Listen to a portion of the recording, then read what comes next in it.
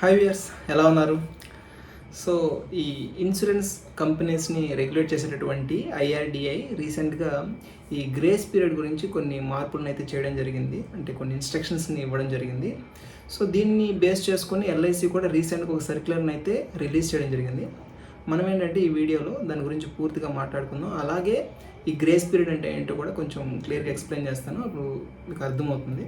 So for suppose మీకు కనుక ఏదైనా ఇన్సూరెన్స్ పాలసీ ఉన్నట్లయితే మనం ఎవ్రీ మంత్ లేదా క్వార్టర్లీ, హాఫ్ ఇయర్లీ అంటే మీరు ఏదో ఒక మోడ్ ఆఫ్ పేమెంట్ యూస్ చేసుకొని ప్రీమియంని అయితే పే చేస్తూ ఉంటాం. అంటే సర్టెన్ డేట్న ఆ ప్రీమియంని పే చేస్తూ ఉంటాం కదా.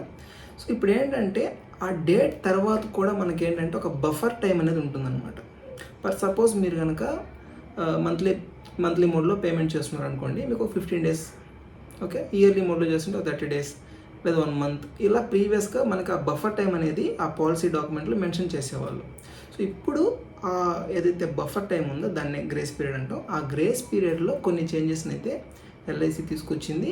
దాన్ని వాళ్ళు క్లియర్గా సర్క్యులర్లో మెన్షన్ చేయడం కూడా జరిగిందనమాట. ఏంటంటే వాళ్ళు తీసుకొచ్చిన చేంజెస్, ఎవరైతే ప్రీమియమ్స్ని మంత్లీ మోడ్లో పే చేస్తారో వాళ్ళకి ఈ గ్రేస్ పీరియడ్ని 15 daysగా ఫిక్స్ చేశారనమాట. అండ్ రిమైనింగ్ మోడ్ ఏదైతే ఉందో, లైక్ క్వార్టర్లీ కావచ్చు, హాఫ్ ఇయర్లీ కావచ్చు, ఇయర్లీ కావచ్చు, ఈ మోడ్ ఆఫ్ పేమెంట్ ద్వారా ప్రీమియంని పే చేసే వాళ్ళకి ఈ గ్రేస్ పీరియడ్ని 30 daysగా ఫిక్స్ చేశారనమాట. సో ప్రీవియస్ కూడా ఇలాగే ఉండేది, కానీ చేంజ్ ఏంటంటే ఇంతకుముందు ఈ quarterly, half yearly, yearly payment mode చేసే వాళ్ళకి 1 month not less than 30 days ఇలా ఒక సెంటెన్స్ని మెన్షన్ చేసేవాళ్ళు. కానీ ఇప్పుడు ఏం చేశారంటే 30 days అని ఫిక్స్ చేయడం జరిగింది. దీంతో పాటుగా ఇంకొన్ని చేంజెస్ ఏంటంటే, ఒకవేళ ఈ 30 daysలో లాస్ట్ 29, 30 day కనుక ఒకవేళ పబ్లిక్ హాలిడే అవ్వచ్చు, సెకండ్ సాటర్డే, సండే ఇలా రావచ్చు, ఇలా వచ్చిందనుకోండి, అప్పుడు ఇంతకుముందు ఏంటంటే నెక్స్ట్ వర్కింగ్ డేస్ని కన్సిడర్ చేసేవాళ్ళు. కానీ ఇప్పుడు ఏంటంటే అలా కన్సిడర్ చేయబోరు, అంటే చెయ్యరు, ఓకే.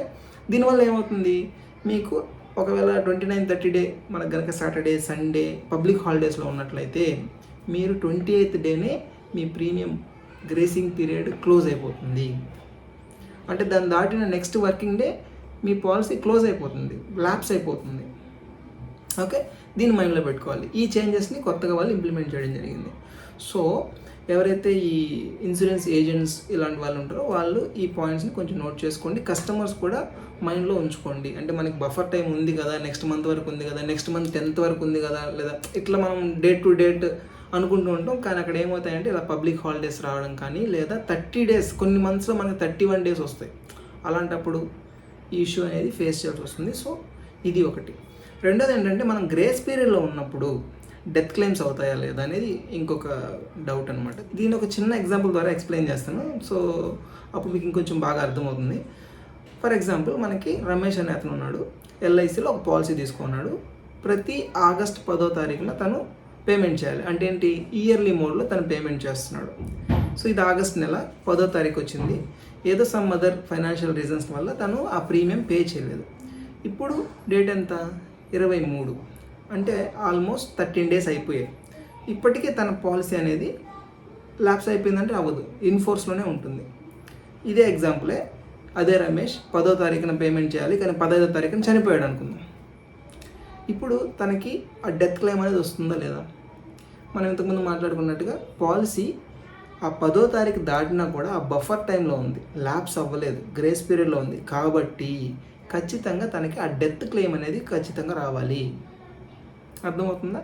అదే తన కనుక 30 days తర్వాత ఈ ప్రీమియం కట్టలేదు, నెక్స్ట్ 30 days గ్రేస్ పీరియడ్ అయిపోయింది, దాని తర్వాత తను కానీ చనిపోయి ఉంటే ఖచ్చితంగా తనకి ఈ డెత్ క్లెయిమ్ అనేది రాదు, పాలసీ క్లోజ్ అయిపోతుంది. కాబట్టి కంపెనీ నుంచి ఇంకొక కంపెనీ, అంటే one company to another company ఈ రూల్స్ అనేవి చేంజ్ అవుతూ ఉంటాయి. కాబట్టి ఇంకా ఆ కంపెనీ రూల్స్ని బేస్ చేసుకొని ఆ క్లెయిమ్ వస్తుందా లేదా అది ఫర్దర్ ఇష్యూస్. బట్ ఇక్కడ ఏంటంటే నేను చెప్పేది, ఈ గ్రేస్ పీరియడ్లో ఏదైనా రిస్క్ జరిగితే దాన్ని చూపించి క్లెయిమ్ని ఆపుతారంటే లేదండి, మీది ఫోర్స్లో ఉన్నట్టే, పాలసీ అనేది రన్నింగ్లో ఉన్నట్టే గ్రేస్ పీరియడ్లో ఏదైనా రిస్క్ జరిగితే. ఇంకొంతమందికి వచ్చే వేరే క్వశ్చన్స్ ఏంటంటే, ఇప్పుడు కొంతమంది పాలసీతో పాటుగా కొంచెం రైడర్స్ని యాడ్ చేసుకుంటూ ఉంటారు, ఓకే. ఈ రైడర్స్కి కూడా ఇది వర్తిస్తుందంటే ఖచ్చితంగా వర్తిస్తుందండి. ఈ గ్రేస్ పీరియడ్ అనేది మెయిన్ పాలసీకి వర్తిస్తుంది, దాంతో పాటుగా మీరు యాడ్ చేసుకున్నటువంటి రైడర్స్కి కూడా వర్తిస్తుంది. సో ఇవండి 3 points. ఏంటి, మీ గ్రేస్ పీరియడ్లో చిన్న మార్పు ఏంటంటే ఇంతకుముందు నెల అని మెన్షన్ చేసేవారు, అంటే 1 month not less than 30 days అని మెన్షన్ చేసేవారు. ఇప్పుడు దాన్ని తీసేసి 30 days అని మెన్షన్ చేస్తున్నారు. ఒకవేళ ఆ 30th day లేదా 29, 30 day కంటిన్యూస్గా పబ్లిక్ హాలిడేస్ కానీ సెకండ్ సాటర్డే సండే ఇలాంటివి వస్తే ఆ టైంలో మీకు కనుక పేమెంట్ చేయడానికి కుదరదు అనిపిస్తే, ఆ టైంలో మీరు పేమెంట్ చేయడం మర్చిపోతే నెక్స్ట్ డే మీ పాలసీ అనేది ల్యాప్స్ అయ్యేదానికి ఛాన్సెస్ ఉన్నాయి. ఓకే, గ్రేస్ పీరియడ్ ఉంది కదా అని మీరు ధీమాగా ఉండొద్దు. ఆ 28వ రోజు లోపల మీరు పేమెంట్ చేయడానికి ట్రై చేయండి. ఓకే, దీన్ని కస్టమర్స్ అయితే మీరు గుర్తుపెట్టుకోండి.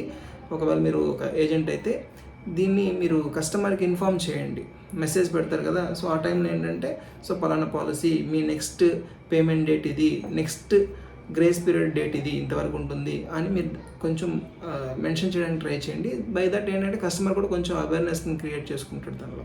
ఓకేనా? సో ఇవి 3 points అండి. అండ్ ఇప్పటివరకు నేనైతే వీడియో మీకు షేర్ చేశాను జస్ట్ మీకు ఎడ్యుకేషన్ పర్పస్ కోసమే అండి, అంటే ఈ అవేర్నెస్ని క్రియేట్ చేయడానికి మాత్రమే. మీకు దీని గురించి ఫుల్ డెప్త్గా అంటే ఇంకా తెలుసుకోవాలనుకుంటే మీ ఏజెంట్ని కానీ లేదా దగ్గరలో ఉన్న మీ ఇన్సూరెన్స్ బ్రాంచ్ని కన్సల్ట్ అంటే వెళ్ళి అక్కడ మేనేజర్ని కానీ ఏమైనా అడిగితే వాళ్ళు ఇంకా కొంచెం మీకు డీటెయిల్గా ఎక్స్ప్లెయిన్ చేస్తారు. సో ఇప్పటివరకు నేను ఏదైతే డేటా మీతో షేర్ చేసుకున్నానో ఈ డేటా కనుక మీకు హెల్ప్ఫుల్ అనిపించుంటే ఒక లైక్ చేయండి. అలాగే ఇది ఎవరికైనా హెల్ప్ఫుల్ అనిపిస్తే వాళ్ళతో షేర్ చేసుకోండి. అండ్ ఇలాంటి కంటెంట్ కోసం మన ఛానల్ని ఇప్పుడే సబ్స్క్రైబ్ చేసుకోండి. Thank you. See you in the next video.